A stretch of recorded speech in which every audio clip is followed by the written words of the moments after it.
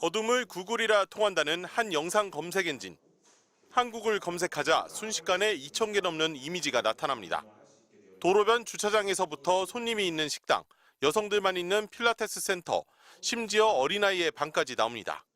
비밀번호가 설정 안 된 IP 카메라의 영상이 고스란히 검색 결과로 뜨는 겁니다.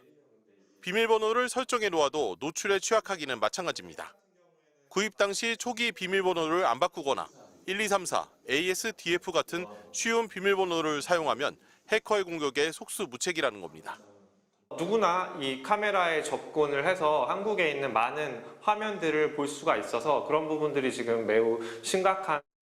어린이나 반려동물을 살피기 위해 가정에 많이들 설치하는 IP 카메라 해킹 사례가 늘면서 정부가 대책을 내놨습니다. 내년 하반기부터 국내 유통되는 IP 카메라는 특수문자, 숫자를 혼합하는 식으로 비밀번호를 복잡하게 설정하는 걸 의무화한다는 겁니다. 무작위로 비밀번호를 입력하는 해커의 공격엔 여러 번 틀리면 접속을 끊도록 했습니다. 관련 기술 기준을 개정하여 IP 카메라 제품 설계 시 높은 보안 수준의 비밀번호를 설정하는 개인 사생활 유출 우려가 큰 병원 등 다중이용 시설은 내년 상반기부터 보안 인증을 받은 제품만 사용해야 합니다. 보안 전문가들은 이미 IP 카메라를 사용 중인 경우 지금이라도 비밀번호를 복잡하게 바꾸는 게 최선이라 당부했습니다. MBC 뉴스 정동욱입니다. 인터넷에 연결된 것이라면 뭐든지 검색해주는 사물 인터넷 전용 검색 엔진에 접속했습니다. 인터넷에 연결된 카메라, 웹캠을 검색해봤습니다. 검색창에 특정 회사의 제품명을 입력했더니 그 제품이 설치된 곳이 세계 지도상에 한눈에 표시됩니다. 미국의 한 카메라를 클릭했더니 가정집 침실이 나왔습니다. 주인의 허락 없이 어질러진 침실이 여과 없이 노출됐습니다. 검색 범위를 코리아, 우리나라로 좁혀봤습니다. 한 입시학원에 설치된 카메라 영상이 나타났습니다.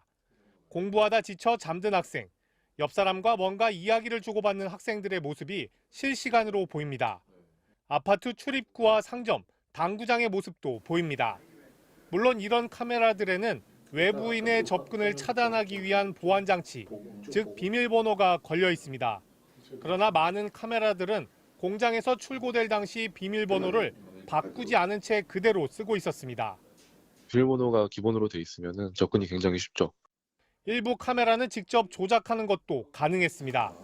한 지자체의 CCTV를 클릭하고 기본 설정된 아이디와 비번을 입력하니 관리자 페이지가 나왔습니다. 상하 좌우 버튼을 누르자 카메라가 그대로 움직입니다. 더 심각한 건 여러 사람들이 같이 쓰는 공유기입니다. 기본 설정된 비밀번호를 입력하자 관리자 페이지가 나오고 공유기에 연결된 장치들이 보입니다.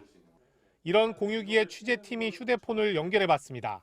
취재기자의 휴대폰에 들어있는 전화번호 목록, 그리고 몇 시에 누구와 통화했는지, 통화 내역을 담은 개인정보가 고스란히 외부로 노출됐습니다.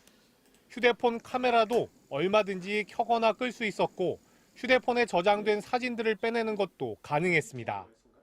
간단한 조작으로 인터넷 접속을 끊을 수도 있습니다. 취재기자의 휴대폰이 아니라 사회 중요 시설이 연결돼 있었다면 대혼란이 발생할 수도 있었습니다. 공유기는 해커의 어떤 해킹 수단이 돼버리거든요. 그럼 이 공유기랑 연결돼 있는 모든 기기들이 다 취약해진다고 할 수 있는 거죠. 인터넷에 연결된 기기들은 해마다 폭증하고 있습니다. 지난해 11월 기준으로 보안시설 등 원격 관제 장비가 300만 대, 차량 관제용 175만 대, 무선 결제용 인터넷 기기가 80여만 대에 달하고 있습니다. MBC 뉴스 박진준입니다.